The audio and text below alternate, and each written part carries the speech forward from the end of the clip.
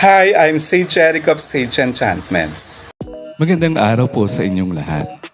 Ang Sage Enchantments ay magsasagawa muli ng ritual ngayong December 17, Sunday, sa Jupiter or Sun Hour para mapabilis ang ating manifestation.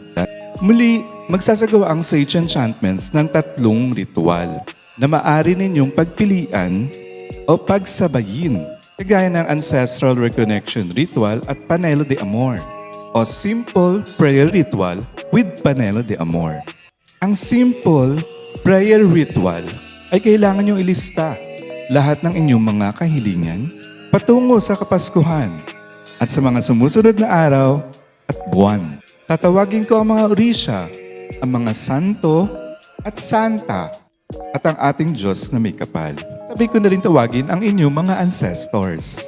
Dito, ilalahad natin sa kanila ang inyong mga kahilingan para ito ay matupad at atin nang mapakinabangan. May form ako na isasend sa inyo para inyong fill-outan. Ililista nyo rin ang pangalan at apelido ng mga magulang ninyo at ang kanilang middle name na gagamitin ko sa pagtawag ng inyong mga ninuno. Ang ikalawang ritual naman na gagawin ko ay ang Ancestral Reconnection Ritual. Ang ating mga ancestors ay sadyang mga matulungin. Pwede tayong magtanong sa kanila kung ano ang mga dapat nating gawin o mga payo na pwede nating sundin para mas mabilis nating makamit ang ating mga kagustuhan sa buhay. Pwede rin tayong magtanong ng mga solusyon o humingi ng tulong para maging masaya ang ating buhay ngayon at sa kinabukasan. Dahil nga sobrang matulungin nila, sigurado na susuportahan kayo sa bawat hakbang ng inyong buhay.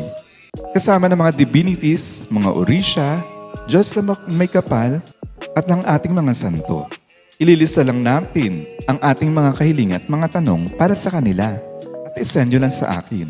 Ang ikatlong ritual ay para sa Panelo de Amor, na kung saan ang Panelo de Amor ay para sa pag-ibig at relationship natin sa ating mga minamahal sa buhay.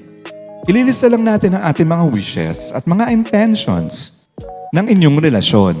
Sigurado mag-iigting, iinit at tatamis ang pag-iibigan ng inyong kalaguyo. Siguradong maayos din ang mga problema sa pamilya, pag-aawayan at marami pang iba. Please let me know if you are interested. Salamat.